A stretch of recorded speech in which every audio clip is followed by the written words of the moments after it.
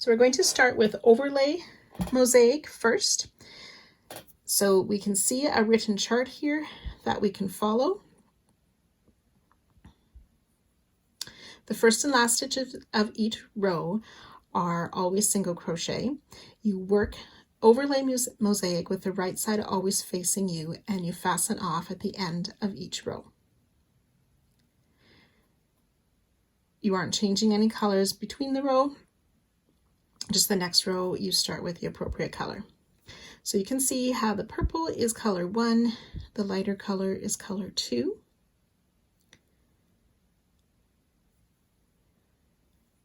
And this symbol here represents a single crochet. I'm working this in US terms. The F stands for front loop double crochet down 2 rows. If there is no symbol inside the square, so these blank squares, it's a back loop only single crochet. And this designer always uses a red symbol to show what is the repeated part of the pattern. So we're going to work that together. So we want a row, or the first row of 25 foundation single crochet, or if you wish you can chain 26 and then single crochet in the stitch, single crochet in each chain, skipping the first chain. So the foundation single crochet, I start with the chain 2, insert my hook in that first chain to pull up a loop, yarn over, pull through 1, yarn over, pull through 2, and then into that base or that chain across the bottom, I insert my hook, pull up a loop, yarn over, pull through 1, yarn over, pull through 2. So you can go ahead and work either your foundation single crochet as I am, or the chain 26, and then working single crochet in the chain to end up with 25 single crochet. So once you have your 25 single crochet, you can fasten off. And if you use the foundation single crochet, your starting tail will be on the right side of your work. If you did the chains, your starting tail will be on the left side, so you'll always know which is the right side. With color 2, we're going to join to the first stitch with a standing single crochet. We can use both loops for this one.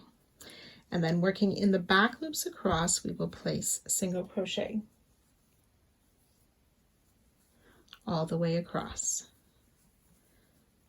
So instead of inserting the hook under both of those top loops, just the back loop, we will insert our hook. Okay, we'll stop those back loops single with 1 stitch left, and we will place a single crochet under both loops in that. So we always have a starting and ending single crochet. Then you can go ahead and fasten off color 2. Row 3, using color 1, start with a standing single crochet in that first single crochet. Then we want to work 3 front loop double crochet down on the skipped or the loose front loop from last round.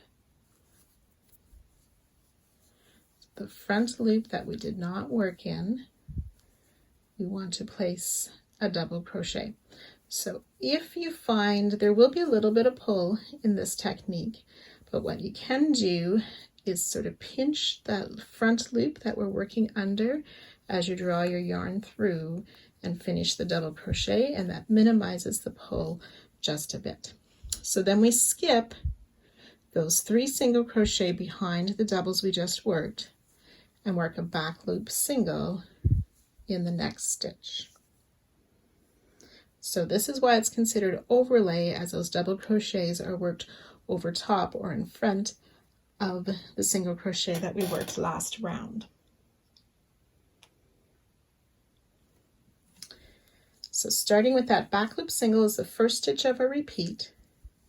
Then we'll skip the 1 front loop down here, and working in that next front loop, we will work 3 double crochet again. 1, 2,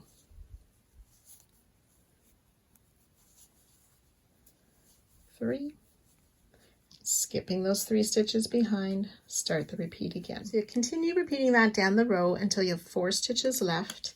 We will work 3 of those front loop double crochet,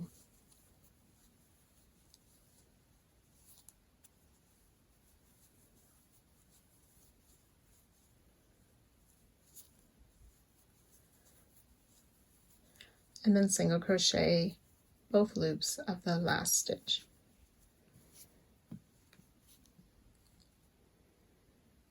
And fasten off color 1. So for row 4, using color 2, we'll start with a standing single crochet in that first stitch. Try that again. I split my yarn.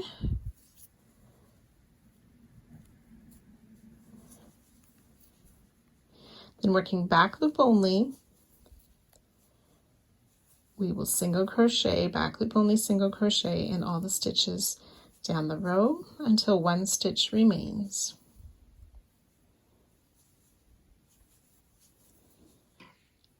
So you'll place a single crochet in that final stitch of the row and fasten off color 2. Row 5 will join color 1 with a single crochet in that first stitch, and then we'll work a row of back loop only single crochet all the way down until 1 stitch remains, ending with a single crochet in the last stitch before fastening off.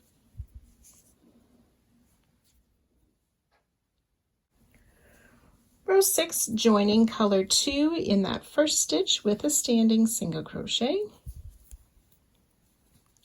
And then we will alternate making a front loop double crochet in the color 2 row and a back loop single crochet. Front loop double, remembering to skip the stitch behind the double crochet, back loop single, and then skip a front loop after the single. So we'll repeat this down the row until there are 2 stitches left. And we'll finish this row with another front loop double crochet and a single crochet in the last stitch and fasten off.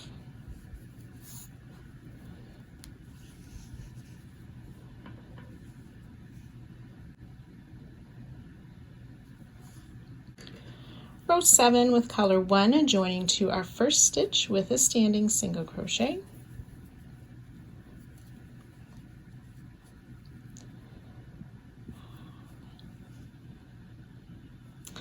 And working a back loop only single crochet in each stitch down the row until 1 remains, placing a single crochet in the last stitch before fastening off.